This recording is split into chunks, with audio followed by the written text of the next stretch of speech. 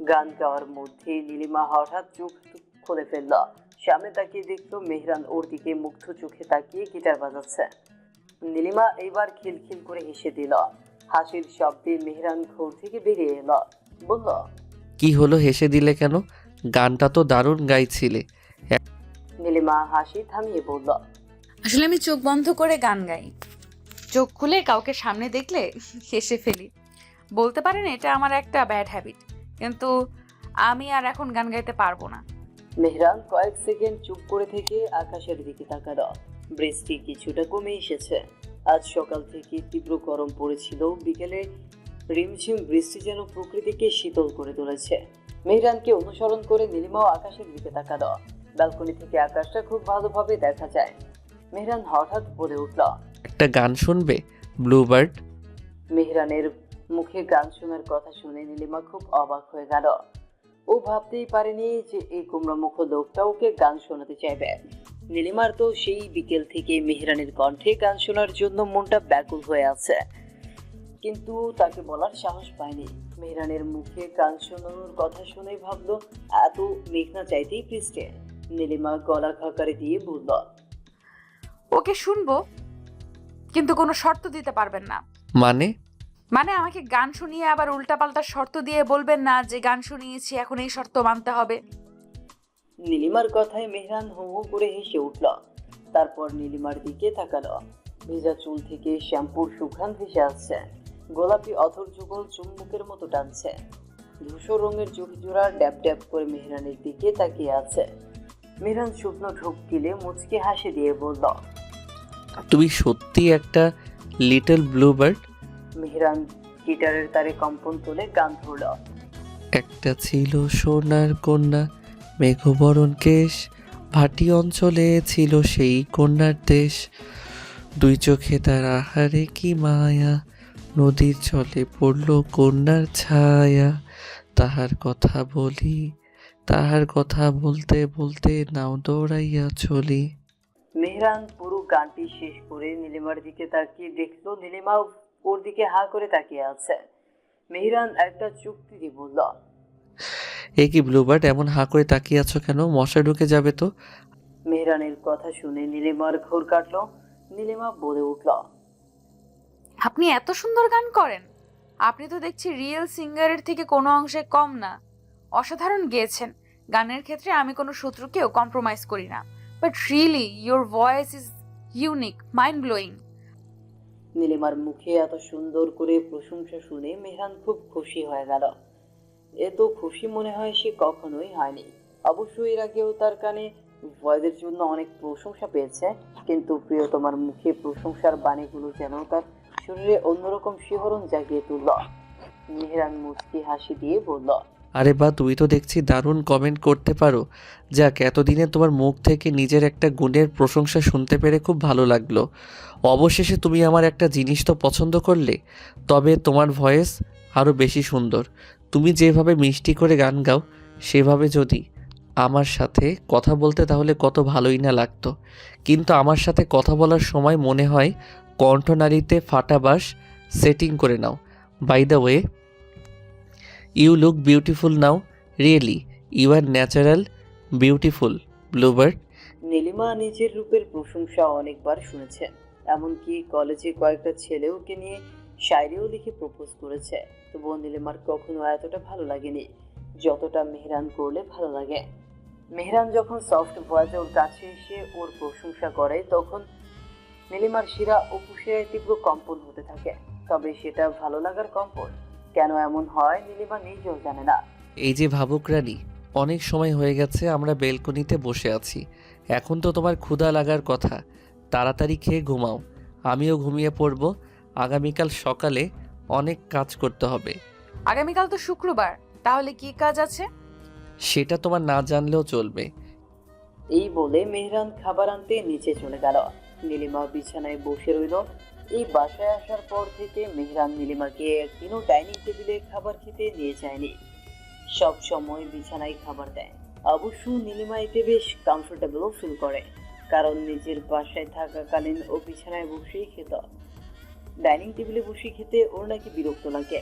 নীলিমা ভাবল, হয়তো সাইকোটা আমার এই অভ্যাস সম্পর্কেও জানে। মেহরান খাবার নিয়ে এলো। দুজনে রাতের খাবার কমপ্লিট করলো। নীলিমা ব্রাশ করে বিছানার এক সাইডে কম্পিউটার গায়ে গুটি সুটি হয়ে শুয়ে পড়লো। মেহরান নীলিমাকে এভাবে শুয়ে থাকতে দেখে মুচকে এসে নিচে ওর পাশে শুয়ে পড়লো। আজ আর কোনো মজা করলো না, কারণ আগামীকাল খুব সকালে উঠতে হবে। পাখির কিচিরমিচিরের শব্দে ঘুম ভাঙলো নীলিমার। ঘুম থেকে উঠতে দেখলো সকাল 11টা বাজে। নীলিমার চোখ দুটো চড়ক গাছ। এত বেলা পর্যন্ত কখনো ঘুমায় না, আর আজ অ্যালার্মও বাজেনি। নীলিমা হাই তুলে বিছানা থেকে উঠতেই মেহরানের সফট ভয়েসে গুড মর্নিং শুনতে পেল।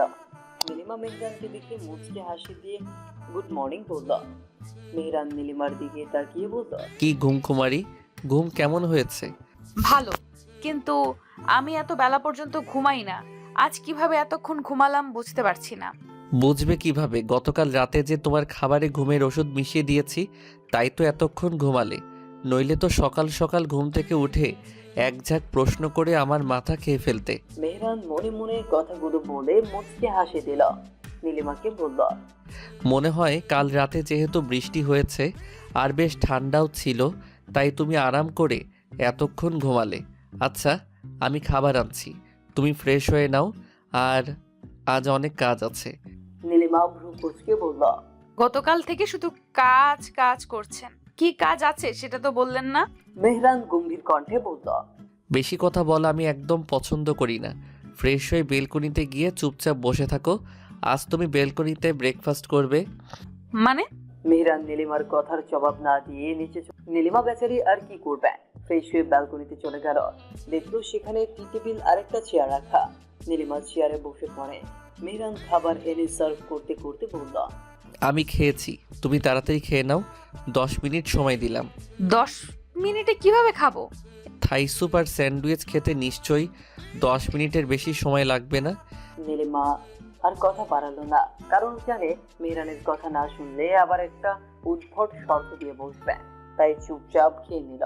মেহরান মুচকে হাসি দিয়ে প্লেট আর টি টেবিলটা নিয়ে ব্যাগ নিয়ে দরজা আটকে চলে গেল। মেহরানের এই কাণ্ডে নীলিমা অবাক হয়ে দরজার কাছে গিয়ে বলল, এ কি, আপনি দরজা আটকালেন কেন? 30 মিনিট ওখানে চেয়ারে বসে থাকবে। এই বলে মেহরান একটা কালো কাপড় ব্যালকনির ছাইয়ের ওপর দিয়ে দিল, যাতে নীলিমাকে দেখা না যায়। তারপর বলল, একটু পর এখানে এই ফার্নিচার নেওয়ার জন্য কিছু লোক আসবে। তুমি একটা কথাও বলবে না। যদি কোনো আওয়াজ শুনি তাহলে ফুল সজ্জাটা এখানেই সেরে ফেলবো। মেহরানের কথা শুনে নীলিমা স্তব্ধ হয়ে গেল। মনে মনে ভাবল, সাইকোটা দেখছি রীতিমতো হুমকি দিচ্ছে। আজ আমি মেয়ে মানুষ বলে কিছু করতে পারছি না। যদি আমিও ওই খচ্চর ব্যাটার মতো জিম করতাম, তাহলে দেখিয়ে দিতাম এই আফরিন নীলিমা কি জিনিস। আচ্ছা, ফার্নিচারগুলো কেন নিয়ে যাবে কিছুতেই মাথায় আসছে না। এই খারুজটা কি বাসা চেঞ্জ করে হিমালয় পর্বতে নিয়ে যাবে নাকি? কিন্তু হঠাৎ বাসা কেন চেঞ্জ করবে?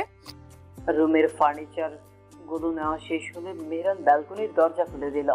নীলিমা এতক্ষণ মনমরা হয়ে চেয়ারে বসেছিল। মেহরানকে দেখে মুখ ফেঞ্চি দিয়ে বলল, বললেই পারতেন বাসা চেঞ্জ করবেন, এত অভিনয় করার কি ছিল? আমি কি বাসা পাল্টানো আটকে রাখতাম? তোমাকে আমার হাড়ে হাড়ে চেনা আছে। বাসা পাল্টানোর কথা শুনে তুমি আমায় প্রশ্ন করে পাগল করে ফেলতে, তাই বলিনি। আপনি তো এমনিতেই পাগল, নতুন করে আর কি পাগল হবেন? নীলিমা কথাগুলো মনে মনে বলল। তারপরেও মেহরানকে জিজ্ঞেস করলো, আচ্ছা, হঠাৎ বাসা চেঞ্জ করবেন কেন? কোনো সমস্যা হয়েছে? মানে কথা নাই বার্তা নাই, বাসা চেঞ্জ করবেন, তাও আবার নিজের বাসা। আমরা কি তাহলে ভাড়া বাসায় উঠবো নাকি? নীলিমাকে আর কোনো কথা বলতে না দিয়ে মেহরান ওর মুখ চেপে ধরে বলল, এই কারণে গতকাল রাতে তোমাকে কিছুই জানাইনি। বকবক করে মাথা খেয়ে ফেলবে, তাই এখন চুপচাপ আমার সাথে আসো। গাড়ি ভর্তি ফার্নিচার অলরেডি নতুন বাসায় চলে গেছে। কথাগুলো বলে মেহরান চলে গেল। নীলিমা ওর পেছনে চলে গেল। গাড়িতে বসে সিট বেল্ট লাগিয়ে নীলিমা রাস্তার দিকে তাকিয়ে রইল। ও মনে মনে পণ করেছে ভুলেও মেহরানের দিকে তাকাবে না। মেহরান গাড়িতে উঠে সিট বেল্ট লাগিয়ে ড্রাইভ করতে লাগলো। একবার নীলিমার দিকে তাকিয়ে মুচকি হাসলো। বুঝতে পারলো ও রাগ করেছে। নীলিমা একবারও তাকালো না, এক মনে কোলাহলপূর্ণ রাস্তার দিকে তাকিয়ে রইল। কিছুক্ষণ পর গাড়ি এসে থামলো একতলা বিশিষ্ট একটি বাড়ির সামনে। মেহরান গাড়ি থেকে নেমে বাড়ির ভেতরে ঢুকলো। নীলিমা গাড়ি থেকে নেমে বাড়ির বাইরে খুব ভালোভাবে পর্যবেক্ষণ করলো। বাড়িটা শহর থেকে কিছুটা দূরে, কোনো কোলাহল নেই। ছোট্ট একটা বাগান আছে, বাগানে হরেক রকমের ফুল গাছ। নীলিমার প্রিয় সূর্যমুখী ফুলও সেখানে স্থান পেয়েছে। নীলিমা ফুলগুলো দেখে খুব খুশি হয়ে গেল। ভাবলো, এই সাইকোটা কি এই বাড়িটা নতুন কিনেছে নাকি ভাড়া নিয়েছে? ধুর, আমি এসব ভাবছি কেন? ভাড়া নিক বা কিনুক তাতে আমার কি? আমি এখানে থাকবোই বা কতদিন? সুযোগ বুঝে ঠিক পালাবো। ততদিন এই ফুল গাছগুলোর খুব যত্ন নিব। আচ্ছা, সাইকোটা এই গাছগুলো লাগাতো বলেছে নাকি বাড়ির মালিক নিজে লাগিয়েছে? তবে সব ফুলগুলোই আমার খুব প্রিয়। বাহ, বাড়ির মালিকের সাথে আমার মনের খুব মিল আছে। বাড়ির মালিক যদি বুড়ো হয় তাহলে দাদু বলে ডাকবো, আর যদি ইয়াং হয় তাহলে আঙ্কেল বলে ডাকবো। নিশ্চয়ই বাড়ির মালিকের মনটা আমার মনের মতো পরিষ্কার। ওই গম্ভীর সাইকোর সাথে তো আর কথা বলতে পারি না, বাড়িওয়ালার সাথে জমিয়ে আড্ডা দেওয়া যাবে। তবে পাগলটা অফিসে যাওয়ার পর এই যে ভাবুক রানী, রোদের মধ্যে দাঁড়িয়ে না থেকে ভেতরে আসুন। এটা আপনার আর আমার বাড়ি, এখানে আর কেউ থাকবে না। এই বাসাটা আমি অনেক আগেই কিনেছি, আর বাগানটাও অনেক আগে করেছি। যখন ওই বাসাটাই ভালো না লাগতো তখন এখানেই এসে থাকতাম। আপনার জন্য পার্মানেন্টলি এসে পড়েছি। এই বাগানে আপনার প্রিয় সব ফুল গাছগুলো আছে। আপনার আর পাশের বাড়ির ছাদে তাকিয়ে থাকতে হবে না। এক নিঃশ্বাসে কথাগুলো বলে নীলিমার কাছে এসে হাত ধরে ভেতরে নিয়ে গেল মেয়েটা। নীলিমা ঘরের ভেতরে ঢুকে দেখলো সব ফার্নিচারগুলো সেটিং করা হয়ে গেছে, এখন গোছালেই হয়ে যাবে। নীলিমার মাথার মধ্যে মনে হয় ভন ভন করছে। এতক্ষণ যাবৎ ভাবলো কি আর হলোটা কি? এই বাড়িটাও ওই সাইকোটার? কোথায় ভাবলো এই বাড়ির মালিকের সাথে আড্ডা মেরে সময় কাটাবে, সেখানে এই বাড়িটাও ওই সাইকোটারই। এর মানে ও এখানে আরো একা হয়ে গেল, এটাও কিভাবে মানবে? আচ্ছা, ওই লোকটার মনে হয় অনেক টাকা। ঢাকায় ডুপ্লেক্স বাড়ি, এখানে একতলা বিশিষ্ট সুন্দর একটি বাড়ি, আরও কত কিছু আছে আল্লাহ জানে। নীলিমা আর কিছু ভাবতে পারলো না, বাড়িটা ঘুরে দেখতে লাগলো। 3 রুম, রুমের দেয়ালগুলো নীল কালার করা, সাথে ডাইনিং রুম, একটা স্টোর রুমও আছে। 3 রুমে 3টা অ্যাটাচ ওয়াশরুম আছে, কিন্তু কষ্টের বিষয় হলো এখানে কোনো বেলকনি নেই, আর না ছাদে ওঠার সিঁড়ি আছে। নীলিমার মনটা একটু খারাপ হয়ে গেল। পরক্ষণেই ভাবলো বাগানে গিয়ে সময় কাটানো যাবে। মিরান ফ্রেশ হয়ে খাবার নিয়ে এলো। নীলিমাকে ওদের থাকার রুম দেখিয়ে ওই রুমে গিয়ে বসতে বলল। নীলিমা ওয়াশরুমে গিয়ে ফ্রেশ হয়ে বিছানায় বসলো। দেখলো বিরিয়ানির প্যাকেট, তবে এটা দোকানের বিরিয়ানি। মিরান বলল, আজ রান্না করার সুযোগ পাইনি, তাই এটা খাও, রাতে কিছু একটা করব। নীলিমার এমনিতেই খুব ক্ষুধা লেগেছিল, তাই চুপচাপ খেয়ে নিল। কথায় আছে, পেট শান্তি তো সব শান্তি। নীলিমা খাওয়া দাওয়া করে শুয়ে পড়ল, তারপর ঘুমের দেশে তলিয়ে গেল। এদিকে মেহরান নীলিমাকে ঘুমোতে দেখি ওর কাছে গিয়ে কপালে আলতো করে চুমু দিয়ে বলল, আমার পাগলি ব্লুবার্ড। তারপর মেহরান একটু রেস্ট নিয়ে ঘর গোছাতে লাগলো। প্রায় 4 ঘন্টা পর নীলিমার ঘুম ভাঙল। ঘুম থেকে উঠে দেখলো সন্ধ্যা হয়ে গেছে। ঘুম ঘুম চোখে বোঝার চেষ্টা করলো কোথায় আছে। পরক্ষণেই মনে পড়লো ওরা তো নতুন বাসায় আছে। নীলিমা আশেপাশে তাকিয়ে মেহরানকে খুঁজতে লাগলো, কিন্তু ও মেহরানকে কোথাও দেখতে না পেয়ে তড়িঘড়ি করে উঠে ডাইনিং রুমে এসে দেখলো পুরো ঘর গোছানো হয়ে গেছে। ও একটু অবাক হলো, ভাবলো লোকটা রোবট নাকি? এত কিছু এত কম সময় কিভাবে গোছালো? ইস, আমিও না কি যে বলি, এই লোকের দ্বারা তো সবই সম্ভব। তবে লোকটাকে আমার সাহায্য করা উচিত ছিল। এখন খুব খারাপ লাগছে, কেন যে ঘুমাতে গেলাম। যাই, লোকটাকে গিয়ে সরি বলে দেই। এখন থেকে যতদিন এই বাসায় থাকবো লোকটাকে কাজে টুকটাক হেল্প করব। সাইকো হোক আর যাই হোক, আমার খুব কেয়ার করে, এটা তো মানতেই হবে। হঠাৎ ঘাড়ে উষ্ণ নিঃশ্বাস অনুভব করলো নীলিমা। পেছনে তাকাতেই মেহরানকে দেখে ভয় পেয়ে গেল। বলল, আপনি হঠাৎ ভূতের মতো পেছনে দাঁড়িয়ে আছেন কেন? কত ভয় পেয়েছি জানেন?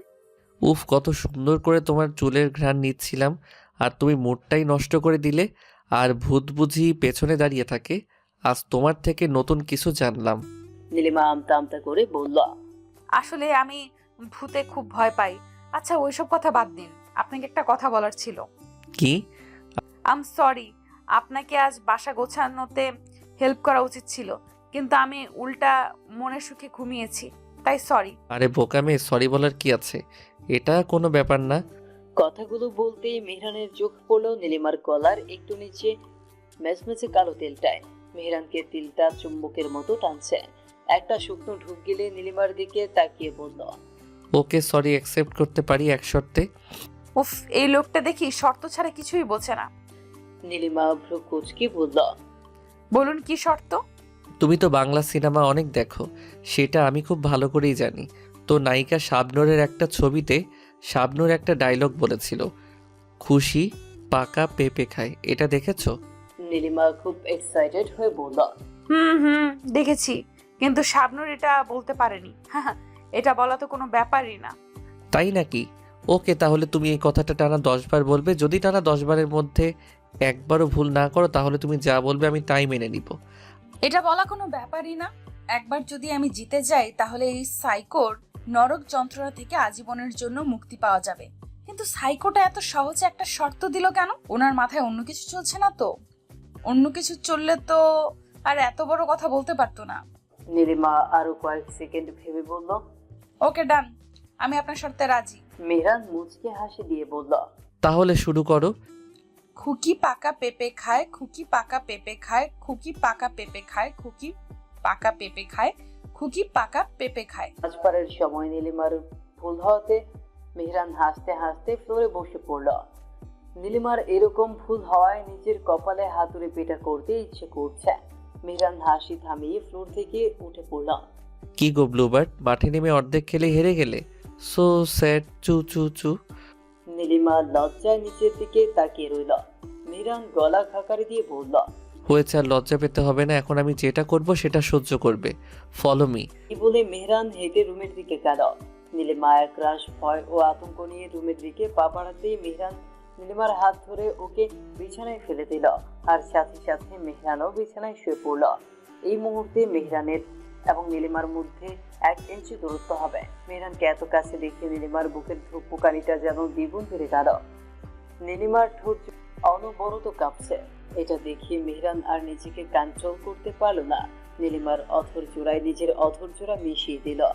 কিছুক্ষণ এইভাবে থাকার পর নীলিমা গলার নিচের কালো তিলটায় গভীরভাবে চুমু দিল। এক পর্যায়ে লাভ ফাইট দিয়ে ফেলল। নীলিমা কেঞ্চুত শব্দ করে উঠল। মেহরান আস্তে আস্তে ওর বুক থেকে ওড়না সরাতে নিলে নীলিমার কান্নার শব্দ ভেসে আসলো। কান্না করার শব্দে মেহরানের হুঁশ ফিরে এলো। এখন ওর নিজেকেই মারতে ইচ্ছে করছে। কি করতে চাচ্ছিল? এখনই যদি সবকিছু করে ফেলে তাহলে তো সব প্ল্যানই বৃথা যাবে। Control Mihran, control yourself. Mehran নীলিমাকে ছেড়ে উঠে বসলো। নীলিমার দিকে তাকিয়ে বলল, এত কান্না করার কি আছে? আমি তো আমার শর্ত পালন করেছি, অন্য কিছু তো করিনি। অন্য কিছু করেননি মানে? আপনি আমার গলার নিচে কামড় দিলেন কেন? মেহরান মুচকি হেসে বলল, ওটা কামড় না, ওটাকে লাভ বাইট বলে। আজকালকার মেয়ে হয়েও দেখি তুমি কিছুই জানো না। আর আমি তোমার স্বামী, তোমাকে শুধু লাভ বাইট কেন, সব কিছু করার অধিকার আমার আছে। শুধু ভদ্রতা বজায় রাখছি দেখে দুর্বল ভেবো না। আর তোমাকে একটা সুযোগ দিয়েছিলাম, সেই সুযোগে সদ্ব্যবহার করতে পারোনি। তাই আজকের পর থেকে আমার কাছ থেকে পালানোর চিন্তা মাথা থেকে পুরোপুরি ঝেড়ে ফেলো। নীলিমা কান্না করতে করতে বলল। দেখুন, আপনি আমায় জোর করলেও আপনি আমার... মেহরান নীলিমাকে আর কিছু বলতে না দিয়ে ওর ঠোঁটে আঙুল দিয়ে বলল, উফ লিটল ব্লুবার্ড, বাংলা সিনেমার ডায়লগগুলো দেখছি মাথায় সেটিং করে নিয়েছো। এখন প্লিজ মেলো ড্রামা করে বলো না, ছেড়ে দে শয়তান, তুই আমার দেহ পাবি মন পাবি না। কথাটা বলেই মেহরান উচ্চ শব্দে হেসে দিল। নীলিমা যেন বোকা হয়ে গেল। সত্যি তো, ওই কথাটাই বল। নীলিমা মেহরানের দিকে তাকিয়ে কর্কশ কণ্ঠে বলল, আমি না হয় বাংলা সিনেমা দেখি, তাই আমার ডায়লগ মুখস্থ, কিন্তু আপনি এই ডায়লগগুলো কিভাবে জানেন? এ মানে আপনিও বাংলা সিনেমা দেখেন?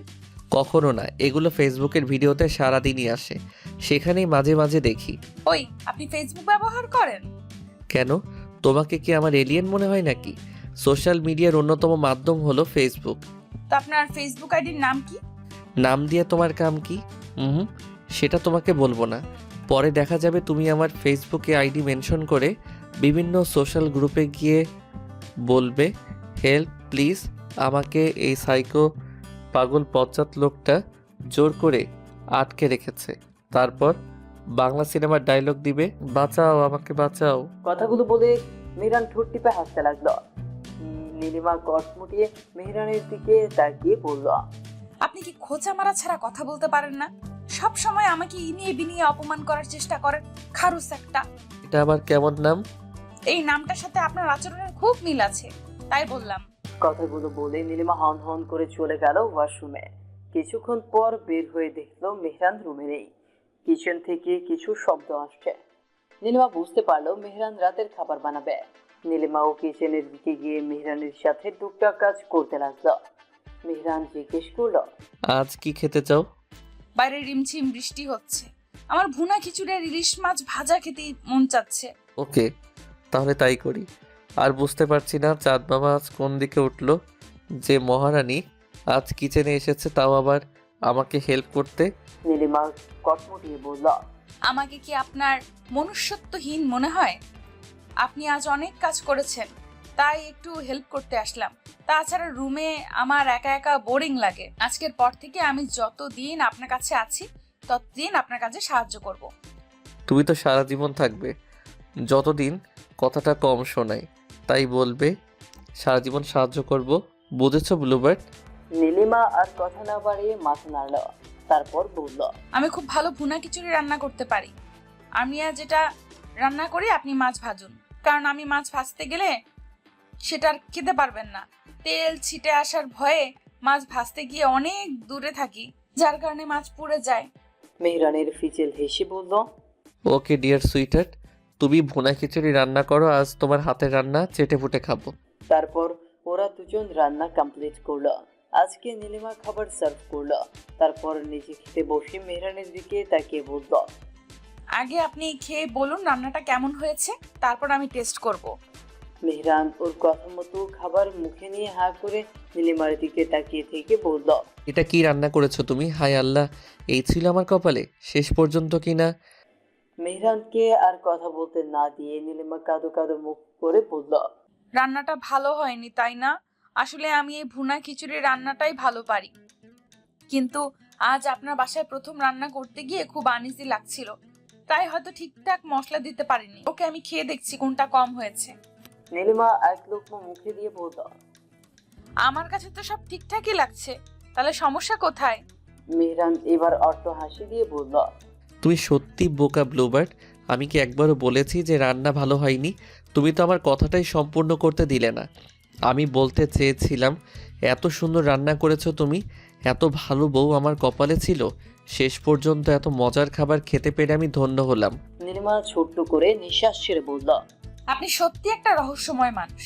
প্রথমে যেভাবে বলেছিলেন আমার মনটাই খারাপ হয়ে গেছিল। এনিওয়ে, খাওয়া শুরু করেন। তারপর ওরা দুজনেই খাবার খেয়ে ফ্রেশ হয়ে নিল। মেহরান বিছানায় বসে ল্যাপটপে অফিসের কিছু কাজ করছিল, আর নীলিমা কম্পিউটারের নিচে গিয়ে গুটিসুটি হয়ে শুয়ে পড়ল। হঠাৎ নীলিমার ও রেহানার আন্টির কথা মনে পড়ল। ভাবতে থাকলো, আচ্ছা, রেহানার আন্টি এখন কি করছে? এতদিন আমি নিখোঁজ, আন্টি তো নিশ্চয়ই মাকে জানিয়ে দিয়েছে। আর মা আমার প্রতি যতই কেয়ারলেস হোক না কেন, আমার নিখোঁজ হওয়ার কথা শুনে নিশ্চয়ই লন্ডন থেকে এসে পড়েছে, হয়তো থানায় মিসিং কমপ্লেনও করেছে। ইস, তারা কত দুশ্চিন্তা করছে আমার জন্য। রেহানা আন্টি তো মনে হয় কত রাত নির্ঘুম কাটিয়েছে আল্লাহ জানে। ছোটবেলা থেকে এই একটা মানুষই আমাকে আগলে রেখেছে। খুব খারাপ লাগছে আন্টির জন্য। বেটা সাইকোটা আমার যোগাযোগের সব পথ বন্ধ করে দিয়েছে। এইসব ভাবতে ভাবতে নীলিমার মাথায় হঠাৎ করে একটা আইডিয়া এলো। নীলিমা দুষ্ট হাসি দিয়ে মনে মনে বলল, সাইকোটা নাকি আমাকে ভালোবাসে, এটারই সুযোগ নিতে হবে। তার সাথে এখন থেকে তাল মিলিয়ে চললে একসময় আমাকে বিশ্বাস করে ফেলবে। সেই সুযোগ নিয়েই আমি পালাবো। তবে সাইকোটাকে তেমন কোনো শাস্তি দিব না, কারণ আমার ফ্রেন্ড রাতুলকে মারলেও আমার সাথে কোনো মিসবিহেভ করেনি, বরং আমার বেশ খাতির যত্নই করেছে। তবে আমাকে জোর করে তুলে এনে বিয়ে করার জন্য একটা শাস্তি তো তার প্রাপ্য, আর সেটা হলো ডিভোর্স। ইয়েস, আমি পালিয়ে যাওয়ার কিছুদিন পর তাকে ডিভোর্স লেটার পাঠিয়ে দিব। তারপর আমি এমন জায়গায় উধাও হব যে পাগলটা কোনোদিনও আমাকে খুঁজে পাবে না। কথাগুলো ভেবেই বিশ্বজয়ের হাসি দিল নীলিমা। এইদিকে বাইরে রিমঝিম বৃষ্টি হচ্ছে। হঠাৎ নীলিমার সেই বিকেলে দেখা ছেলেটির কথা মনে পড়ে গেল। ভাবলো, আচ্ছা, ওই ছেলেটার মনে কি অনেক কষ্ট, নাকি ছ্যাঁকা খেয়ে ব্যাকা হয়ে গেছে? নইলে ওইভাবে আকাশের দিকে তাকিয়ে এত ফিলিংস নিয়ে কিভাবে গানটা গাইলো? আমি তো মনে হয় কিছুক্ষণের জন্য অন্য জগতে হারিয়ে গেছিলাম। কেটে গেল 7 দিন। এই কয়েকদিনে মেহরান এবং নীলিমার সম্পর্কের মধ্যে অনেক পরিবর্তন হয়েছে। যেমন নীলিমা এখন আর মেহরানের সাথে অযথা ঝগড়া করে না, বরং বাসায় আসলে মেহরানের সাথে ভালো ব্যবহার করার চেষ্টা করে। তাছাড়া সামনে ফাইনাল এক্সাম থাকায় নীলিমা মনোযোগ দিয়ে লেখাপড়া করে। আর মেহরানও আগের মতো এত শর্ত দেয় না বা ওর সাথে অতিরিক্ত দুষ্টুমিও করে না। যদিও মেহরান আগে থেকেই গম্ভীর, তবুও আগে যতটুকু দুষ্টুমি করতো এখন সেটাও করে না। মেহরান তার বিজনেস নিয়ে বেশ ব্যস্ত জীবন পার করছে। বাসায় এসে খুব বেশি প্রয়োজন ছাড়া কথা বলে না। নীলিমা প্রথমে একটু অবাক হলেও এখন আর সেগুলো নিয়ে ভাবে না। ও শুধু বাসা থেকে পালানোর জন্য একটা সুযোগের অপেক্ষায় আছে। এইদিকে থানায় এসে পুলিশের সাথে একাধারে তর্ক করে যাচ্ছে মিসেস মেহরুন চৌধুরী। তার পাশেই দাঁড়িয়ে আঁচল দিয়ে বারবার চোখ মুছে নিচ্ছে রেহানা বেগম। আমার মেয়ে মিসিং হয়েছে, প্রায় 1 মাস হতে চললো। আপনাদের কাছে কমপ্লেন করেছি, 10 দিন হয়ে গেল, অথচ আপনারা এখন আমার মেয়ের খোঁজ পাচ্ছেন না। কি করছেন আপনারা? একটা মেয়েকে খুঁজে পাচ্ছেন না? এটাই কি আপনাদের শক্তিশালী পুলিশ ফোর্সদের নমুনা? দেখুন, আমি আপনাদেরকে আর মাত্র 3 দিন সময় দিলাম। এই সময়ের মধ্যে যদি আমার মেয়েকে খুঁজে দিতে না পারেন, তাহলে আমি পুলিশ কমিশনারের কাছে যেতে বাধ্য হব। এতক্ষণ পুলিশ অফিসার আরিফ হোসেন মেহরুন চৌধুরীর দিকে এক ধ্যানে তাকিয়ে তার কথাগুলো শুনছিলেন। যখন তিনি পুলিশ কমিশনারের কথা বলল, তখনই পুলিশ অফিসার চেয়ার থেকে উঠে বলতে শুরু করলো। যে নিজে থেকে হারিয়ে যায় তাকে কিভাবে খুঁজে পাবো ম্যাম? আমি জানি আপনার অনেক ক্ষমতা। আমি চাইলেই পুলিশ কমিশনারের কাছে আপনাদের নামে কমপ্লেন করতে পারেন, কিন্তু তিনি চাইলেও আপনার মেয়েকে খুঁজে বের করতে পারবে না, যদি না আপনার মেয়ে নিজে থেকে ধরা দেয়। মেহরুন চৌধুরী পুলিশ অফিসারের দিকে রাগের দৃষ্টি দিয়ে বলল, কি বলতে চাইছেন আপনি? আমার মেয়ে নিজে থেকে হারিয়ে গেছে? আপনার এই কথার কোনো ভিত্তি নেই।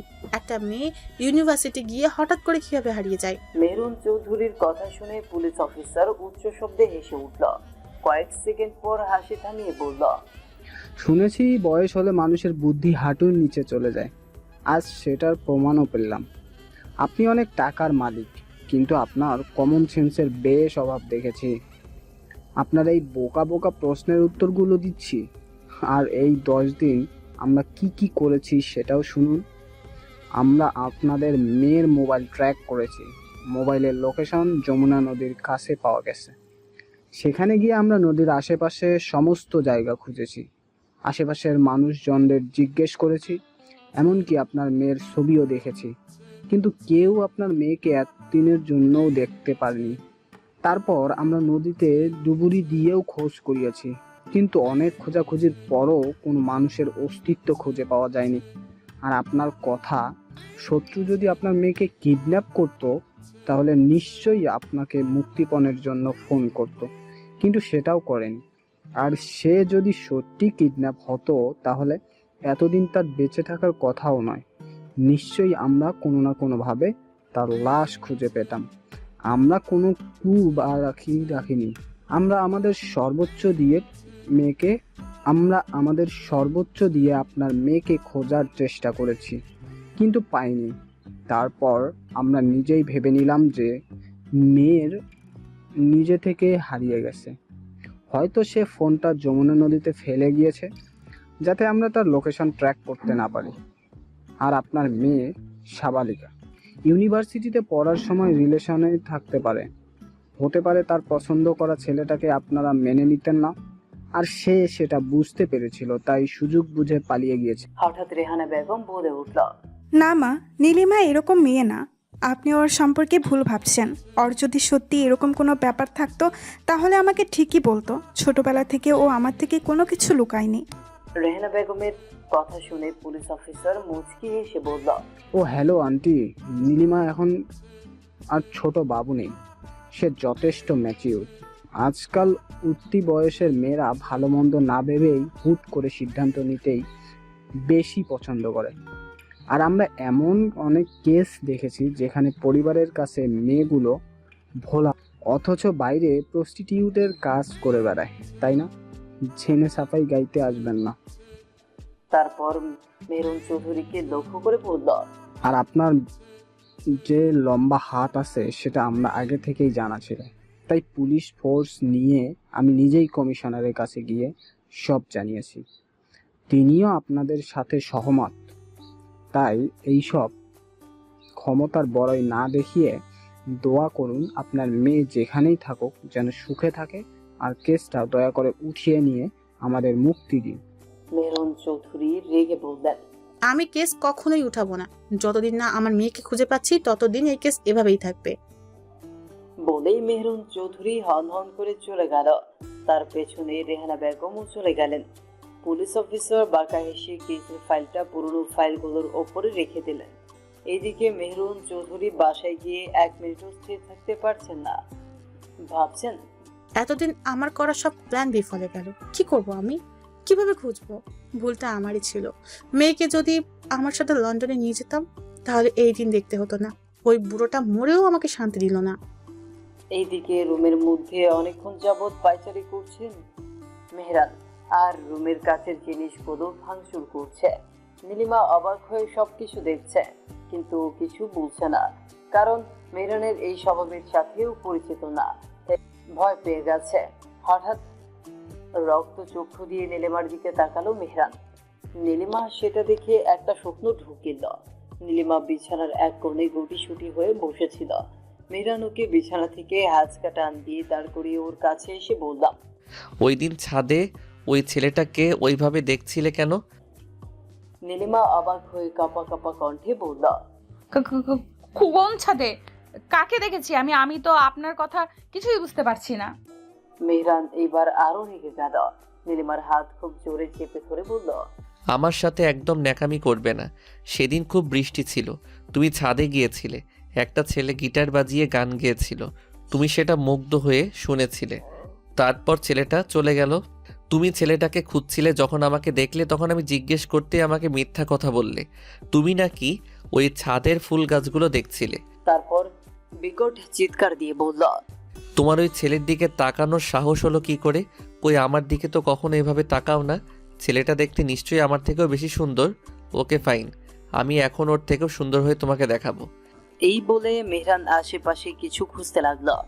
দেখলো ড্রেসিং টেবিলের ওপর একটা পাউডার। সেদিকে তাকিয়ে মেহরান একটা বাঁকা হাসি দিয়ে পাউডারগুলো সারা মুখে মেখে নিল। তারপর নীলিমার দিকে তাকিয়ে উচ্চ শব্দে হেসে দিল। হাসির আওয়াজ এত ভয়ঙ্কর ছিল যে পুরো রুমের দেয়ালে শব্দগুলো প্রতিধ্বনি হয়ে নীলিমার কানে এসে বাড়ি খাচ্ছে। নীলিমা ভয়ে চুপসে গেল। মেহরান নীলিমার হাত ছেড়ে দিল। এত জোরে হাত ধরায় নীলিমা খুব ব্যথা পেয়েছে, কিন্তু ভয়ে ওর মুখ দিয়ে কথা বের হচ্ছিল না। হাতের ব্যথায় চোখ মুখ কুঁচকে নিল। এইদিকে মেহরান এখনো রক্ত চক্ষু নিয়ে নীলিমার দিকে তাকিয়ে আছে। নীলিমা ভয়ে এসির মধ্যেও থেমে গিয়েছে। ওর কাছে মেহরানকে দেখতে একদম হরর ফিল্মের প্রেত আত্মার মতো লাগছে। চোখ জোড়া টকটকে লাল, মনে হয় একটু ছুঁয়ে দিলেই রক্ত গড়িয়ে পড়বে। তার উপর মেহরান এমনিতেই ফর্সা, আর পুরো মুখে পাউডার মাখানোতে আরো বেশি সাদা লাগছে। পাউডারগুলো মুখের উপর পুরো লেপ্টে আছে। নীলিমা এমনিতেই খুব ভয় পায়, তাই কখনো হরর মুভি দেখে না, আর আজ চোখের সামনে জ্যান্ত আত্মার মতো দেখতে লাগছে মেহরানকে। এইসব নীলিমার ছোট্ট মস্তিষ্ক আর সহ্য করতে না পেরে 2 হাত দিয়ে কান চেপে ধরে চিৎকার দিয়ে সেন্সলেস হয়ে গেল। মেহরান নীলিমার দিকে তাকিয়ে রহস্যময় হাসি দিল। সকাল 8:30। আড়মোড়া ভেঙে ঘুম থেকে উঠলো নীলিমা। জানলা দিয়ে সূর্য রশ্মি উঁকি দিচ্ছে। নীলিমা সেদিকে কয়েক সেকেন্ড তাকালো। বিছানা থেকে ওঠার সময় হাতে টান অনুভব করলো। পাশে তাকিয়ে দেখলো মেহরান ওর হাত ধরে ঘুমিয়ে আছে। নীলিমার হাতটি মেহরানের লোমশ বুকে স্পর্শ করছে। নীলিমা সেদিকে তাকিয়ে মুচকে হাসি দিল। তারপর হঠাৎ করে গতকাল রাতের কথা মনে করতেই জোরে চিৎকার দিল। নীলিমার চিৎকারে মেহরানের ঘুম ভেঙে গেল। মেহরান হন্তদন্ত হয়ে বসে নীলিমাকে জড়িয়ে ধরে বলল, কি হয়েছে ব্লুবার্ড? এখনো তোমার শরীর খারাপ লাগছে? দেখি দেখি জ্বর আছে কিনা। এই বলে মেহরান নীলিমার কপালে হাত দিল। দেখলো জ্বর নেই। মেহরান জিজ্ঞেস করলো, জ্বর তো নেই, তাহলে এভাবে চিৎকার করলে কেন? নীলিমা এখনো ভয়ে কাঁপছে। গতকাল রাতের ঘটনা মনে করতেই শরীর শিউরে উঠছে। নীলিমা মেহরানকে ধাক্কা দিয়ে বিছানা থেকে নেমে গেল। কাঁপা কাঁপা কণ্ঠে বলল, আপনি একদম আমার কাছে আসবেন না, তাহলে আমি নিজেকে শেষ করে দিব। আপনি একটা পাগল পাগল পাগল। আপনার সাথে আমি আর এক মুহূর্ত থাকতে চাই না। বলে নীলিমা দৌড়ে দরজার কাছে গিয়ে দরজার সিটকানি খুলতে গিয়ে দেখলো দরজা ভেতর থেকে লক করা। নীলিমা পেছনে ঘুরেই মেহরানকে রক্ত চক্ষু নিয়ে দাঁড়িয়ে থাকতে দেখল। মেহরানের লাল চোখ দেখে নীলিমার আবার গতকাল রাতের কথা মনে পড়ে গেল। মেহরান ওর হাত ধরে বলল, হাতে ব্যথা পেয়েছিলে তাই মলম লাগিয়ে দিয়েছি। তুমি সেন্সলেস হয়ে গিয়েছিলে। গভীর রাতে তোমার জ্বর এসেছিল, জ্বর মেপে দেখি 103 ডিগ্রি। তোমাকে ঘুমের ঘোরেই স্যুপ খাইয়ে ওষুধ খাইয়ে দিয়েছি। সারা রাত জেগে তোমায় জলপট্টি দিয়েছি। বিশ্বাস না হলে টি টেবিলের দিকে তাকিয়ে দেখো। নীলিমা সেখানে তাকিয়ে দেখলো একটি বাটিতে পানি আর ছোট ট্যাবলেট রাখা। মেহরান আবার বলতে শুরু করলো, ভেবো না নিজের নামে এত কথা বলছি কেন। আসলে কি বলো তো, আমি না বললে তুমি কিছুই জানতে না, কারণ তুমি শুধু গতকাল রাতে আমার খারাপ রূপটা দেখেছো, ভালো রূপটা দেখোনি। কারণ সেন্সলেস হওয়ার পর গতকাল রাতের কথা তোমার কিছুই মনেই নেই। বাই দ্য ওয়ে, এত কিছু বলার একটাই কারণ, এত কিছু করেছি তোমাকে সুস্থ করার জন্য, আমার কাছ থেকে পালিয়ে যাওয়ার জন্য নয়। তারপর মেহরান নীলিমার হাত ছেড়ে ড্রেসিং টেবিলের ড্রয়ার থেকে হাতুড়ি বের করে খুব জোরে দেয়ালে আঘাত করল। হাতুড়ির আঘাতে দেয়াল থেকে গড়ে পড়তে লাগলো। নীলিমা ভয়ে আটকে উঠল। মেহরান নীলিমার কাছে এসে বলল, এই দেয়ালের ঘুড়িগুলো দেখতে পাচ্ছ ব্লুবার্ড? জানো তো, দেয়াল খসে পড়লে দেয়ালের ঘুড়িগুলো খুব সহজেই চোখে পড়ে, কিন্তু মন ভেঙে গেলে সেটা কারো চোখে পড়ে না। আসলে কেউ যদি তার আবেগগুলো তার বিপরীতে থাকা মানুষটির কাছে খুব সহজে ফুটিয়ে তোলে, তখনই মানুষটি বিপরীত দিকের মানুষটির কাছে হালকা হয়ে যায়। হৃদয় একবার ভেঙে গেলে সেই ভগ্ন হৃদয় জোড়া লাগানো খুব কষ্টকর। 8 বছর বয়সে মাকে হারিয়ে আমার হৃদয় একবার ভেঙেছে, তোমাকে পেয়ে আবার জোড়া লেগেছে। আর কোনোভাবেই সেই হৃদয়কে ভেঙে যেতে দিব না। শিকল দিয়ে হলেও তোমায় আটকে রাখবো, তবুও তোমায় দূরে যেতে দিব না। কারণ তোমায় ভালোবাসার অনলে আমি বারবার পুড়ে আবার জ্বলে উঠতে চাই। একাধারে কথাগুলো বলে দরজার লক খুলে বাহির থেকে দরজা আটকে চলে গেল মেহরান। নীলিমা বিছানায় বসে ফুপিয়ে ফুপিয়ে কাঁদতে লাগলো আর অতীতের দিনগুলো নিয়ে ভাবতে লাগলো। আমি আমার বাবা মায়ের একমাত্র সন্তান। আমার জন্ম বাংলাদেশে হলেও আমার জন্মের 1.5 বছর পর আমার বাবা মা আমাকে নিয়ে লন্ডনে চলে যান। সেখানে বাবার বিজনেস থেকে শুরু করে বাড়ি গাড়ি সবকিছুই ছিল। আমার বাবার নাম রিহান চৌধুরী, মায়ের নাম মেহেরুন চৌধুরী। আমার মা দেখতে বেশ সুন্দরী, তাই তো বাবা আমার মাকে দেখতে গিয়েই নাকি বিয়ে করে নিয়ে এসেছিল। আমার নাম রেখেছিল আমার বাবা। বাবা আমাকে খুব ভালোবাসতো। অফিস থেকে আসার পর থেকে শুরু করে অফিসে যাওয়ার আগ পর্যন্ত আমি বাবার কাছেই থাকতাম। এক কথায় আমরা খুব সুখী পরিবার ছিলাম। আমার যখন 3.5 বছর, তখন নাকি বাবা হার্ট অ্যাটাক করে মারা যান। শুনেছি এর আগেও একটা হার্ট অ্যাটাক করেছিলেন, কিন্তু দ্বিতীয়বার আর রক্ষা পাননি। আমাদের সবাইকে ছেড়ে চলে গেছেন পরপারে। তারপর মা আমাকে লন্ডন থেকে বাংলাদেশে নিয়ে আসেন। মা সুন্দরীর পাশাপাশি শিক্ষিতও ছিল। বাবার বিজনেস সম্পর্কে মায়ের ভালোই আইডিয়া ছিল। মা আমাকে বাংলাদেশে আমার দাদির কাছে চৌধুরী বাড়িতে রেখে যান আর বলে যান লন্ডনে যার যার কাজ তাড়াতাড়ি করতে হয়, কোনো সার্ভেন্ট রাখার ব্যবস্থা নেই। আমি খুব ছোট, তাই মা আমাকে নিয়ে বিজনেস সামলাতে পারবে না, তাই আমাকে রেখে যাবে। 3 মাস পর পর দেখতে আসবে। মা চলে যাওয়ার পর দাদি আমাকে সর্বে সর্বা হয়ে ওঠেন। আমার দাদু মারা গেছেন আমার জন্মের 1 বছর পর, আর আমার নানা নানু অনেক আগেই মারা গেছেন। মাঝে মাঝে আমার 2 মামা দেখতে আসতেন, একসময় তারাও আর আসেন না। আর মা প্রথম 2-3 মাস পর পর আসলেও তারপর থেকে 1 বছর পর আসতেন, কিন্তু আমাকে সময় দেওয়ার বদলে বাইরেই বেশি সময় কাটাতেন। তার আমার প্রতি অবহেলা প্রথমে সহ্য করতে কষ্ট হলেও ধীরে ধীরে মানিয়ে নিয়েছিলাম, যার ফলে মায়ের সাথে আমার ছোট্ট মনের দূরত্ব অনেক বাড়তে থাকে। আমার যখন 4 বছর বয়স, তখন দাদি আমার জন্মদিন পালন করেন, বিভিন্ন এতিমখানায়ও খাবার বিতরণ করেন। সেদিনটা আমার খুব খুশিতেই কেটেছিল, কিন্তু সেই খুশিও বেশি দিন টেকেনি। কিছুদিন পর দাদি স্ট্রোক করে প্যারালাইজড হয়ে যান। তার জন্য আলাদা করে একজন নার্স রাখা হয়, আর আমাকে দেখাশোনা করার জন্য রেহানা আন্টিকে আনা হয়। প্রথমে রেহানা আন্টির সাথে আমি মিশতে না পারলেও তার মায়া, মমতা, যত্নগুলো আমাকে তার দিকে টানতে বাধ্য করেছে। একসময় তাকেই আমার মায়ের আসনে বসিয়ে দেই। আপন মায়ের অনুপস্থিতিতে তিনি আমার মা হয়ে ওঠেন। দাদি স্ট্রোক করার 6 মাস পর পরলোক গমন করেন। পৃথিবীতে আপন বলতে আর কেউ রইল না। আগে মা 1 বছর পর আসলেও দাদি মারা যাওয়ার পর থেকে 2 বছর পর আসতেন। আমার যাবতীয় খরচ মা দিতেন। ধীরে ধীরে আমার শারীরিক এবং মানসিক দিকে উভয়ই পরিবর্তন হতে থাকে। পড়াশোনায় বরাবরই বেশ ভালো ছিলাম, তাই সবসময় ক্লাসে টপার হতাম। ইচ্ছে ছিল অনার্স কমপ্লিট করে একটা এতিমখানায় চাকরি করব, ওদেরকে মায়ের মতো আদর করব আর ওদের ছোট ছোট আবদারগুলো পূরণ করব। আমি চৌধুরী বাড়ির মেয়ে হলেও নিজেকে নিয়ে অহংকার করতে ভালো লাগে না, তাই সাধারণভাবে চলাফেরা করতে পছন্দ করতাম। স্কুল লাইফে ছেলেদের মধ্যে আমার একটাই ফ্রেন্ড ছিল, রাতুল, আর আমার বেস্ট ফ্রেন্ড ছিল নিশি। নিশির সাথে আমি সবকিছুই শেয়ার করতাম। ও আমাকে মানসিকভাবে খুব সাপোর্ট করত। স্কুল শেষ করে কলেজ শেষ করে ইউনিভার্সিটিতে ভর্তি হই। অনার্স থার্ড ইয়ারে ওঠার পরেও বেশ কিছুদিন ভালোই চলছিল। ফাইনাল পরীক্ষার 2 মাস আগেই বিষাক্ত একটা দমকা হাওয়া আমার সব কিছু তছনছ করে দিল। সে আর কেউ না, আফরাজ মিহিরান চৌধুরী। আমি ইউনিভার্সিটিতে যাওয়ার সময় হুট করে একটা প্রাইভেট কার এসে আমার সামনে থামলো। আমি কিছু বুঝে ওঠার আগেই মুখে রুমাল চেপে ধরে আর আমি অজ্ঞান হয়ে যাই। তারপর নিজেকে আবিষ্কার করি অন্য একটা বাড়িতে। সামনে তাকিয়ে দেখি কাজী আর মিহিরান সহ 5 জন লোক বসে আছে। মিহিরান আমাকে একটা কাগজে সিগনেচার করতে বলে। আমি তখন চিৎকার করতে থাকি, কাগজটা দুমড়ে মুচড়ে ফেলে দেই আর বাসায় যাওয়ার জন্য ছটফট করতে থাকি। তখন মিহিরান আমার হাত ধরে টেনে অন্য রুমে নিয়ে দরজা আটকে দিল।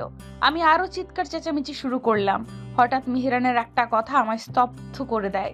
মেহরান কানের কাছে এসে ফিসফিস করে বলতে থাকে, আমি তোমাকে খুব ভালোবাসি ব্লুবার্ড, তাই তো তোমাকে বিয়ে করে আমার সকল অপেক্ষার অবসান ঘটাতে চাই। তুমি যদি রাজি না হও, এখানে তো সবার লাশ পড়বেই, সাথে তোমার প্রিয় রেহানা আন্টিও পরলোক গমন করবে। তুমি কি সেটা চাও? আর হ্যাঁ, আমি এই মুহূর্তে একটু মিথ্যা বলছি না, চাইলেই প্রুফ দিতে পারি। বলেই মেহরান তার পকেট থেকে পিস্তল বের করে আমাকে দেখালো আর বলল, এটার মধ্যে 6টা বুলেট আছে। প্রথম 4টা কাজী সহ ওই ছেলেগুলোর বুকে পড়বে আর বাকি একটা রেহানা আন্টির বুক ঝাঁঝরা করে ফেলবে, সেটাও আবার তোমার সামনে।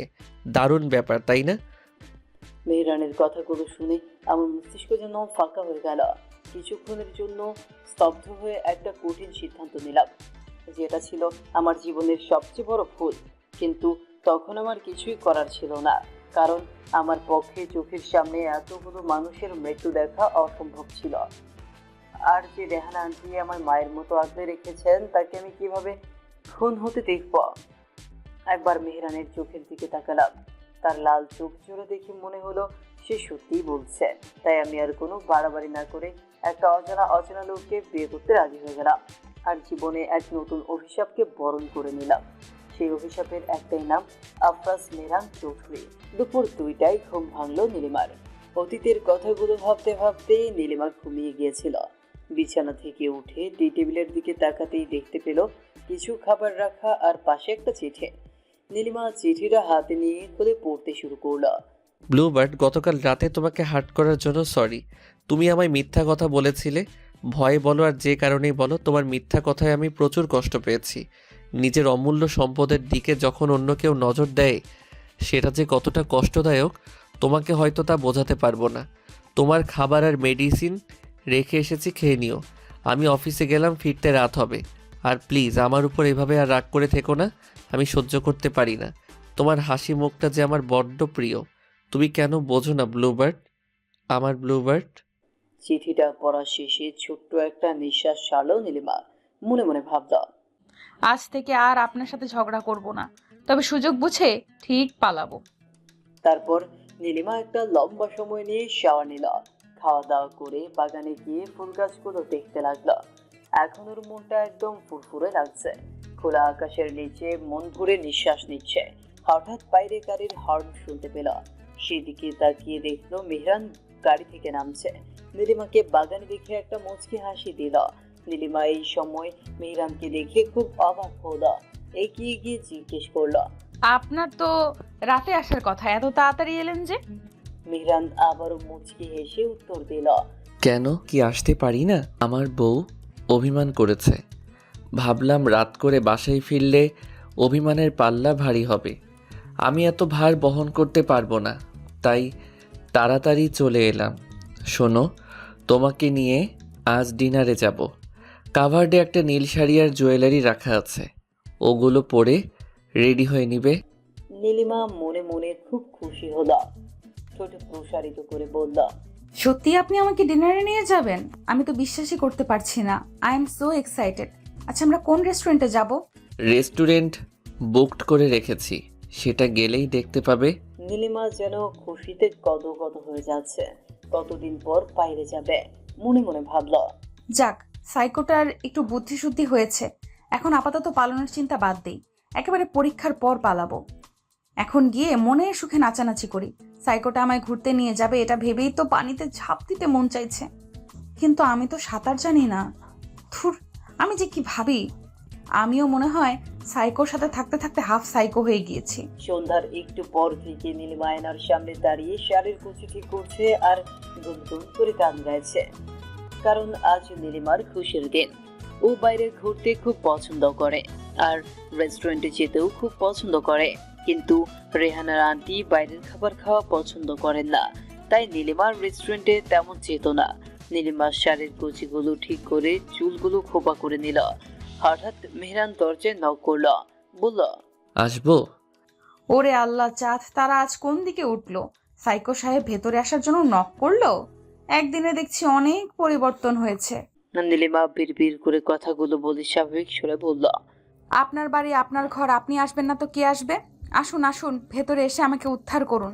না মানে তুমি যেহেতু শাড়ি পরছিলে তাই কি অবস্থায় থাকো না থাকো তাই নক করলাম। আর আমি ভেবেছিলাম তুমি শাড়ি পরতে পারো না, তাই ভাবলাম হেল্প করব। কিন্তু তুমি দেখি পুরো রেডি হয়ে গেছো।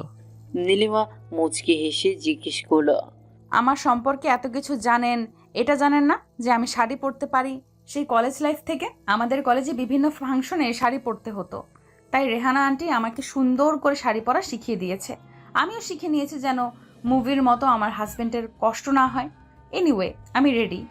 এই বলে নীলিমা আয়নার দিক থেকে ঘুরে মেহরানের দিকে তাকিয়ে হাঁ করে রইল। মেহরান একটা নীল রঙের টি শার্ট পরেছে, সাথে কেওয়াং প্যান্ট আর ব্ল্যাক শু। এক কথায় মারাত্মক লাগছে দেখতে, পুরো চকলেট বয়। এইদিকে নীলিমা মেহরানের দিকে ফিরতেই মেহরানও মুগ্ধ নয়নে তাকিয়ে রইল। এই নীল শাড়ি, নীল চুড়ি, নীল ঝুমকো, চোখে গাঢ় কাজল, হালকা মেকআপ, ঠোঁটে হালকা পিঙ্ক কালার লিপস্টিক, সব মিলিয়ে নীলিমাকে দেখতে অসাধারণ লাগছে। মেহরান নীলিমার কাছে এসে কপালে একটা চুমু দিল, তারপর ড্রেসিং টেবিলের ড্রয়ার থেকে একটা কৃত্রিম নীল গোলাপ বের করে নীলিমার খোপায় গুজে দিয়ে বলল, তোমায় অসম্ভব সুন্দর লাগছে ব্লুবার্ড। তুমি এত সুন্দর কেন? তোমার রূপের বর্ণনা দিয়েও আমি শেষ করতে পারবো না। মেহরান নীলিমার কানের কাছে এসে ফিসফিস করে বলল, আমি যে সেই কাঙ্ক্ষিত দিনটির জন্য আর অপেক্ষা করতে পারছি না ব্লুবার্ড। নীলিমা যেন এতক্ষণ একটা ঘোরের মধ্যে ছিল। মেহরানের শেষের কথাটি শুনে ওর ঘোর কেটে গেল। নীলিমা কথা ঘোরানোর জন্য বলল, আপনি আমায় যতটা সুন্দরী বলেন, আমি কিন্তু ততটাও সুন্দরী না। আমার থেকে অনেক সুন্দর মেয়ে আছে, খুঁজলেই পেয়ে যাবেন। বাই দ্য ওয়ে, আপনাকেও দেখতে খুব সুন্দর লাগছে, পুরোটাই চকলেট বয়। মেহরান নীলিমার হাত ধরে দুষ্ট হাসি দিয়ে বলল, তো চকলেটের মতো করে খেয়ে ফেলো আমায়। দেখুন, বাজে কথা বন্ধ করুন, এখন চলুন। মেহরান মুচকি হেসে বলল, একটু আগে যেন কি বললে? আমি তোমার থেকে সুন্দরী মেয়ে খুঁজে নিব? হা হা হা, হাসালে আমায়। তুমি এখনও আমাকে চিনতে পারোনি ব্লুবার্ড। তুমি আমার কাছে সবচেয়ে বেশি সুন্দরী। তোমার আর আমার মাঝখানে যদি অন্য কোনো রূপবতী নারীও ঢুকে পড়ে, তাকে আমার টুকরো টুকরো করে কুকুরের খাদ্য বানাতে একটু হাত কাঁপবে না, কারণ তোমাকে খুব খুব খুব ভালোবাসি ব্লুবার্ড। কথাগুলো বলেই মেহরান নীলিমার হাত ধরে বাসা থেকে বের হলো। প্রথমে ওরা হাতে ছেলে গেল, সেখানে কিছুক্ষণ হাঁটাহাঁটি করে গাড়ি নিয়ে রেস্টুরেন্টের উদ্দেশ্যে রওনা হলো। ওরা লিফট দিয়ে উঠে 3rd ফ্লোরে পৌঁছলো। নীলিমার রেস্টুরেন্টে ঢুকে বেশ অবাক হলো, কারণ রেস্টুরেন্টে কোনো মানুষজন নেই, একদম নীরব নিস্তব্ধ। তবে রেস্টুরেন্টের দেয়ালগুলো সূর্যমুখী ফুল দিয়ে সাজানো হয়েছে, দেখতে খুব সুন্দর লাগছে। নীলিমা হাঁটতে লাগলো। হঠাৎ ওর চোখ পড়লো একটি ছোট দেয়াল কালো কাপড় দিয়ে ঢেকে রাখা হয়েছে। ও সেদিকে যেতে থাকলো। তখনই হাতে টান অনুভব করলো। মেহরান ওর হাত ধরে বলল, ব্লুবার্ড, এখনই যদি সব দেখে ফেলো বাকিটা কখন দেখবে? এই পুরো ফ্লোর তোমার জন্য বুকড করেছি। ডিনার করে যত ইচ্ছা দেখো। এখন খাবে, চলো। তারপর মেহরান ওর হাত ধরে খাবারের টেবিলে নিয়ে গেল। নীলিমা প্রতিটি খাবার দেখে খুব অবাক হলো, কারণ সব খাবার ওর favourite. Italian cheese pasta, falooda, chicken shawarma, chicken roll, pizza, soft drink, chowmein. তবে সবকিছুর পরিমাণ একজনের হবে। নীলিমা খুশিতে যেন গদগদ হয়ে গেল। তারপর মেহরানের দিকে তাকিয়ে বলল, এত খাবার কেন অর্ডার দিয়েছেন? এগুলো আমি কিভাবে খাবো? ও, আপনিও তো খাবেন, ভুলেই গেছিলাম। মেহরান বলল, এত খুশি হওয়ার দরকার নেই, এখন খেয়ে নাও। সব কিছুর পরিমাণ অল্প, আইটেম বেশি হলেও আশা করি তোমার তেমন সমস্যা হবে না। আমি জানি এগুলো তুমি সব খেতে পারবে, আমার খাদু পাখি। তাই মেলো ড্রামা না করে খেয়ে নাও। আর আমি চাউমিন অ্যান্ড থাই স্যুপ খাবো। নীলিমা আর কথা না বাড়িয়ে খেতে বসল। কিন্তু মেহরানের মুখে খাদু পাখি নামটা শুনে নীলিমার বেশ মানসম্মানে আঘাত লাগলো। পরক্ষণেই ভাবলো, সাধু পাখি বলেছে, তাতে কি হয়েছে? সত্যিই তো বলেছে খাওয়ার জন্য নো স্যাক্রিফাইস। তাও যদি হয় আমার ফেভারিট খাবার, তাহলে তো কোনো কথাই নেই। নীলিমা চেয়ারে বসে খেতে লাগলো। মাঝে মাঝে চোখ বন্ধ করে বলল, ওয়াও, অসাম, সো ইয়াম্মি। এই রেস্টুরেন্টে আমায় আবার নিয়ে আসবেন। মেহরান মুচকি হেসে কিছু না বলেই খেতে লাগলো। নীলিমা চারদিকে তাকিয়ে বলল, আচ্ছা, এই পুরো ফ্লোরটা আপনি বুকড করেছেন কেন? শুধু শুধু টাকাগুলো নষ্ট করলেন। আর এখানে কি ওয়েটার নেই? আসার পর থেকে একজনকেও দেখলাম না। মেহরান বলল, তোমার জন্যই এই ফ্লোরটা বুকড করেছি।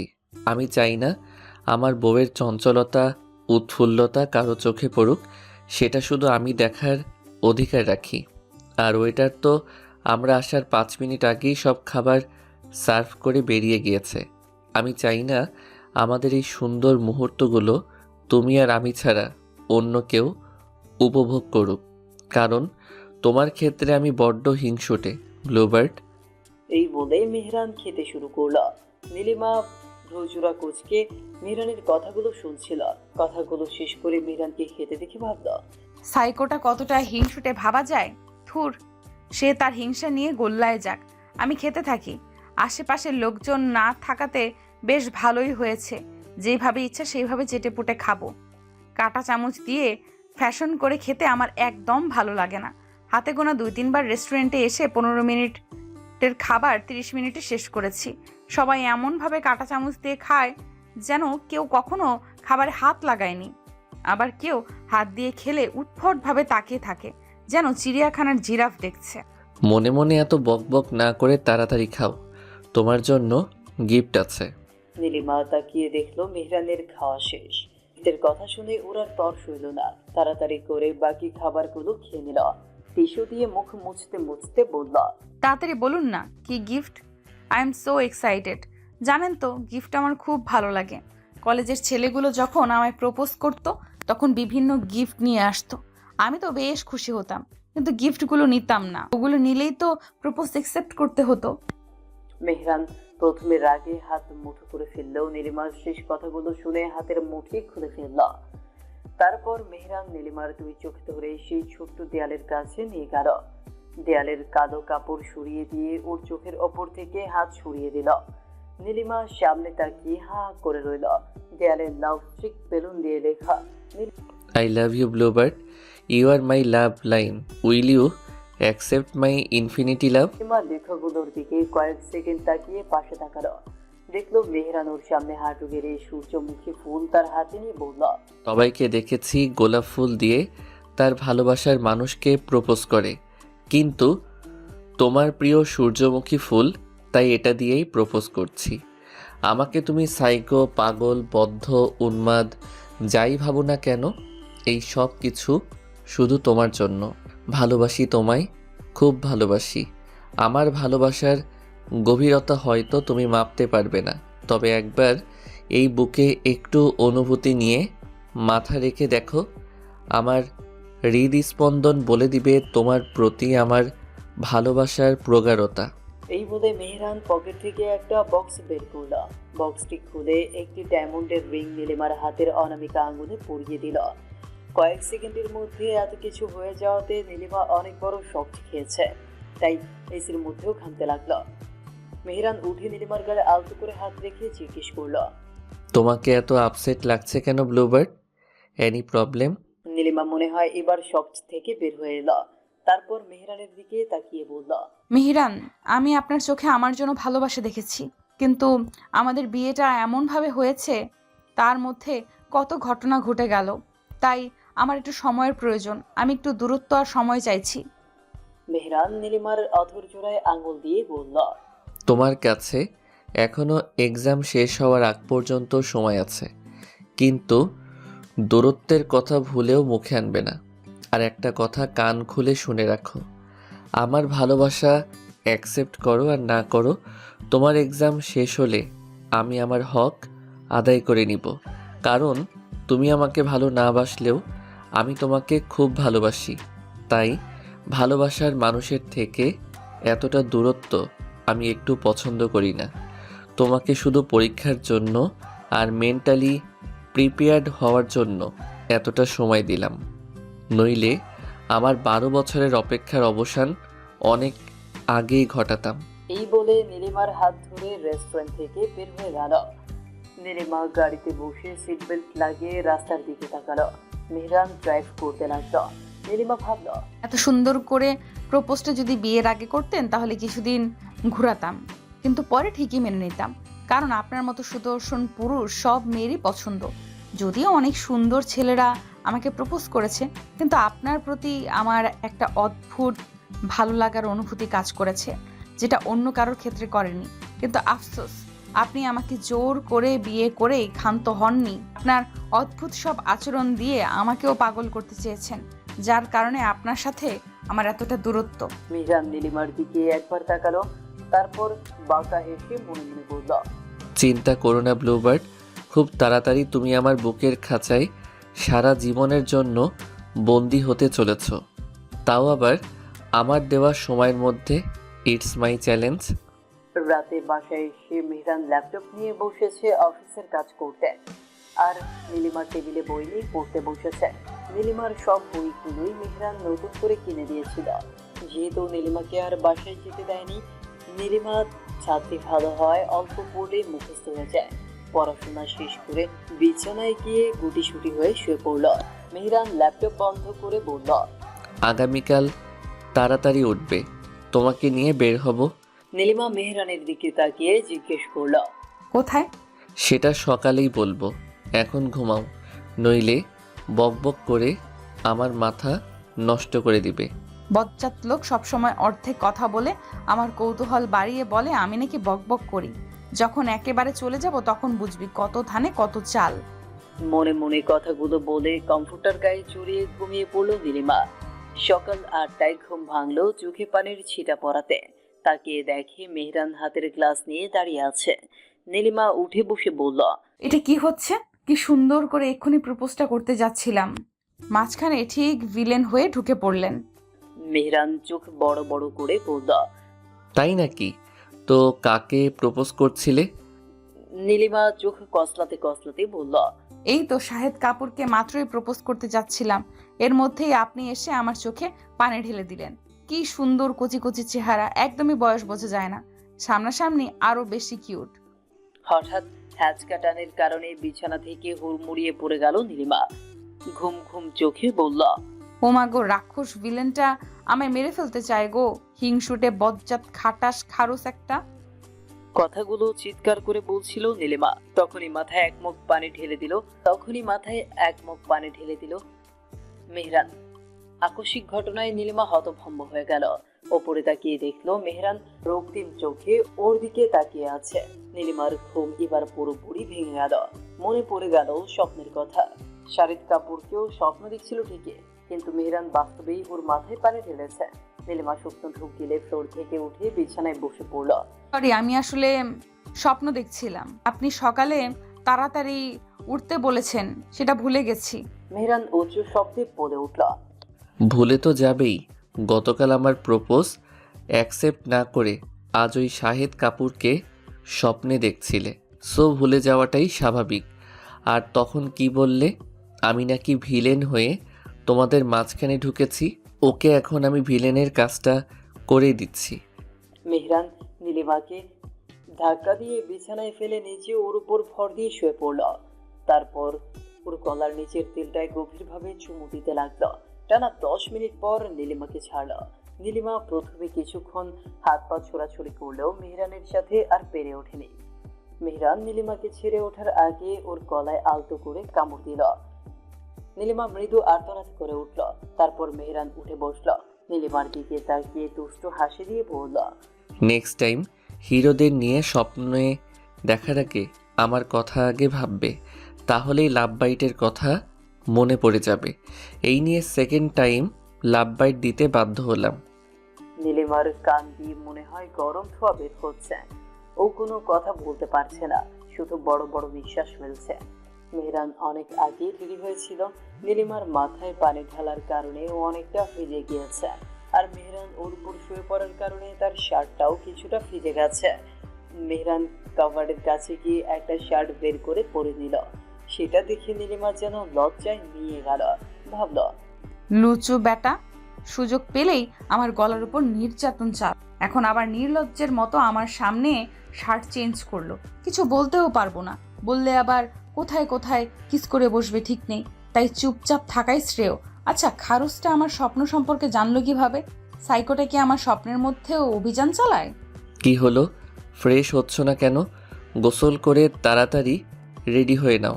আর হ্যাঁ, অবশ্যই হিজাব পরবে, নইলে আমার দেওয়া লাভ বাইট সবাই দেখে ফেলবে। এটা আমি মোটেও চাই না। নীলিমা মুখ ফেঞ্চে দিয়ে জামা কাপড় নিয়ে ওয়াশরুমে চলে গেল। প্রায় 20 মিনিট পর বের হলো। Nilima navy blue colour georgette three piece পরেছে। ভেজা চুল থেকে টপচপ করে পানি গলার নিচে গড়িয়ে পড়ছে। সেটা দেখে মেহরান চেহারা দিয়ে ঠোঁট ভেজাল। এই মুহূর্তে নীলিমাকে খুব আকর্ষণীয় লাগছে। নীলিমা মেহরানের দিকে একবারও তাকালো না। ড্রেসিং টেবিলের কাছে গিয়ে হেয়ার ড্রায়ার দিয়ে চুলগুলো শুকিয়ে পরিপাটি হয়ে হিজাব পরে নিল। পেছনে তাকিয়ে দেখলো মেহরান সোফায় বসে পায়ের উপর পা তুলে পিস্তল হাতে নিয়ে আঙুল দিয়ে ঘোরাচ্ছে, আর নীলিমার দিকে তাকিয়ে রহস্যময় হাসি দিল।